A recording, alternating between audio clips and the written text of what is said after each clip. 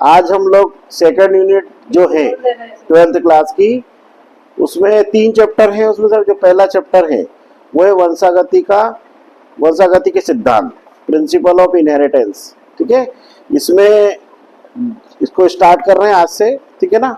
इसमें जो सबसे पहला और सबसे इम्पोर्टेंट क्वेश्चन जो है वो है जेनेटिक्स क्या है, आनुवांशिकी क्या है। ठीक है, जीव विज्ञान की वह शाखा जिसमें आनुवांशिक लक्षणों की वंशागति का अध्ययन किया जाता है उसे आनुवांशिकी कहते हैं। ठीक है ना। The branch of biology which deals with the study of inheritance of characters from parents to offspring is known as genetics. ठीक है, और ग्रेगर जॉन मेंडल बहुत बड़े साइंटिस्ट थे ये, इनको आनुवांशिकी का जनक कहा जाता, फादर ऑफ जेनेटिक्स। और मेंडल ने जो मटर का पौधा होता है, जो डाइकोट प्लांट है, आप लोगों को सभी को मालूम है, उसका बॉटनिकल नेम पाइसम सेटाइवम होता है। उस पौधे के ऊपर उन्होंने एक्सपेरिमेंट किया था और उन्होंने अपने आनुवांशिकता के नियम दिए थे, मतलब लॉ ऑफ इनहेरिटेंस दिए थे। तो सबसे पहला क्वेश्चन आता है कि मेंडल ने अपने आनुवांशिकता के प्रयोग में मटर के पौधे का ही चयन क्यों किया था? Why the Mendel selected pea as his experimental material. ठीक है, तो उसमें सबसे पहला जो कारण है वो ये कारण था, मेंडल ने मटर का पौधों का इसलिए चयन किया था कि जो मटर का पौधा होता है वो एक वर्षीय होता है, मतलब इट इज एनुअल प्लांट। ठीक है।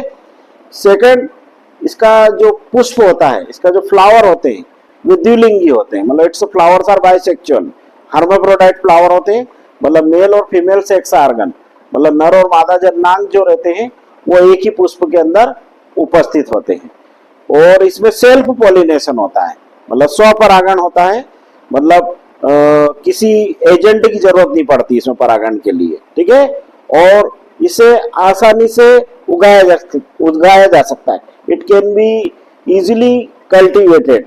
ठीक है, और एक ही समय में इसमें एक से अधिक विपरीत प्राय लक्षणों का अध्ययन किया जा सकता है। At a single time so many contrasting characters can be studied in the pea plant. ठीक है, और it is easy to cultivate. ठीक है ना। ये सारे बहुत सारे ऐसे रीजन थे जिसके कारण से मेंडल ने अपने आनुवांशिकता के प्रयोग में, अपने जेनेटिक्स के एक्सपेरिमेंट में उन्होंने मटर के पौधे का चयन किया था। ठीक है, तो ये क्वेश्चन बहुत इंपॉर्टेंट है।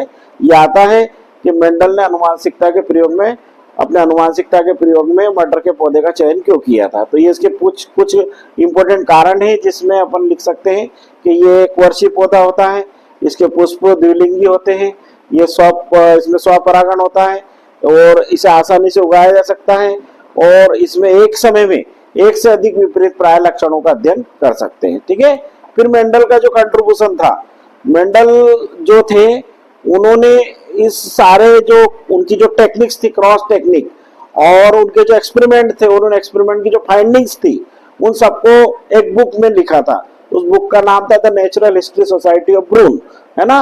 और उस बुक में वो अपना सारे जो क्रॉस टेक्निक्स, लॉ, ये सब लिखकर अनफॉर्चुनेटली उनकी डेथ हो गई। ठीक है, और उनके वर्क को फिर उनके जो कंटेम्प्रेरी साइंटिस्ट है, शेरमार्क, कोरेंस, इन्होंने रीओपन करा, और रीओपन करने के बाद they give full credit to the Mendel, और उन्होंने मेंडल को पूरा क्रेडिट दिया।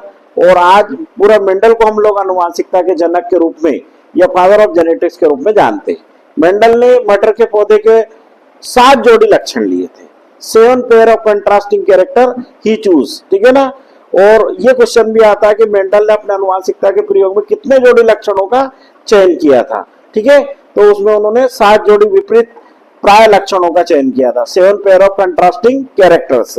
ठीक है, वो 7 पेयर कंट्रास्टिंग कैरेक्टर्स जो होते हैं उनकी जो अपनी बुक्स में एक टेबल भी दे रखी, जैसे उसमें फॉर एग्जांपल पौधे की ऊंचाई, हाइट ऑफ द प्लांट, तो उसमें उन्होंने जो प्रभावी कैरेक्टर, जब उनके फाइंडिंग्स आए तो उसमें बताया कि जो प्रभावी लक्षण था, डोमिनेंट कैरेक्टर, वो था पौधे की लंबापन, और जो उसका जो अप्रभावी लक्षण था वो था बोना। ठीक है, उसी प्रकार से बीजों का आकार, बीजों का जो सीड शेप, तो वो था गोल, और जो अप्रभावी था वो था झुर्रीदार। ठीक है ना। इसी प्रकार बीज पत्र का रंग, ठीक है ना, वो था येलो, और जो अप्रभावी था वो था ग्रीन। ठीक है, इस टाइप से उन्होंने 7 पेयर ऑफ कंट्रास्टिंग कैरेक्टर्स को लेकर 2 टाइप के क्रॉस किए। एक क्रॉस करा उन्होंने मोनोहाइब्रिड क्रॉस, मतलब एक संकर संकरण, और दूसरा करा था उन्होंने द्विसंकर संकरण, डाइहाइब्रिड क्रॉस। और इन दोनों क्रॉस के आधार पर उन्होंने अपने आनुवंशिकता के 3 नियम दिए थे। पहला जो नियम था वो नियम था प्रभाविता का नियम, लॉ ऑफ डोमिनेंस। सेकंड था पृथक्करण का नियम, लॉ ऑफ सेग्रीगेशन। इसी को हम युग्मकों की शुद्धता का नियम भी कहते हैं, law of purity of gametes भी कहते हैं। और तीसरा नियम दिया था उन्होंने स्वतंत्र अपहरण का नियम, लॉ ऑफ इंडिपेंडेंट असार्टमेंट। ये तीनों नियम उन्होंने अपने एक संकर और द्विसंकर, मतलब मोनोहाइब्रिड और डाइहाइब्रिड क्रॉस के बेसिस पर दिए थे, ठीक है ना। और जो उन्होंने जो 2 क्रॉस करे, मोनोहाइब्रिड और डाइहाइब्रिड, मतलब एक संकर संकरण और द्विसंकर संकरण, तो मोनोहाइब्रिड क्रॉस की या एक संकर संकरण की परिभाषा क्या होती है कि जब हम एक जोड़ी विपरीत प्राय लक्षणों को लेकर संकरण कराते हैं, when we cross by taking single pair of contrasting character, तो इसे मोनोहाइब्रिड क्रॉस या एक संकर संकरण कहते हैं। इसके आधार पर मेंडल ने अपने 2 नियम दिए थे। पहला नियम था प्रभाविता का नियम और दूसरा नियम दिया था पृथक्करण का नियम, लॉ ऑफ डोमिनेंस और लॉ ऑफ सेग्रीगेशन। और जो सेकंड वाला जो लॉ है इसको युग्मकों की शुद्धता का नियम भी कहते हैं, law of purity of gametes भी कहते हैं, ठीक है। अब ये दोनों जो लॉ है ये उन्होंने किस टाइप से क्रॉस टेक्निक करी थी, मैं आपको बाकायदा इसका बोर्ड में पूरा क्रॉस करके समझाऊंगा, ठीक है। और तीसरा जो नियम था वो था डाइहाइब्रिड क्रॉस पर, जिसको बोलते हैं हम लोग द्विसंकर संकरण। द्विसंकर संकरण की जो डेफिनेशन है वो ऐसी होती कि जब हम 2 जोड़ी विपरीत प्राय लक्षण, एलील मतलब जीन्स का जोड़ा, ठीक है ना। और जीन्स जो वर्ड है, मतलब एक सिंगल जो जीन होता है उसको फैक्टर भी कहते हैं। ये जो टर्म है जीन, ये जोहानसन ने दी थी। तो जोहानसन साइंटिस्ट ने 1909 में जीन टर्म दी, ठीक है ना। उसके बाद जैसे होमोजाइगस है, होमोजाइगस मतलब जब एक ही जैसे जीन्स होते हैं तो उसको होमोजाइगस कहते हैं, और जब अलग अलग होते हैं तो इसको हेट्रोजाइगस कहते हैं, ठीक है ना। होमोजाइगस मतलब जैसे कैपिटल टीटी और स्मॉल टीटी, ये होमोजाइगस है। उसी टाइप से अगर मान के चलो अपन कैपिटल टी स्मॉल टी लिखेंगे तो ये कहलाएगा हेट्रोजाइगस। जीनोटाइप मतलब जो जेनेटिक कॉन्स्टिट्यूशन होता है किसी ऑर्गेनिज्म का, मतलब जो अनुवांशिक संगठन होता है उसको जीनोटाइप कहते हैं।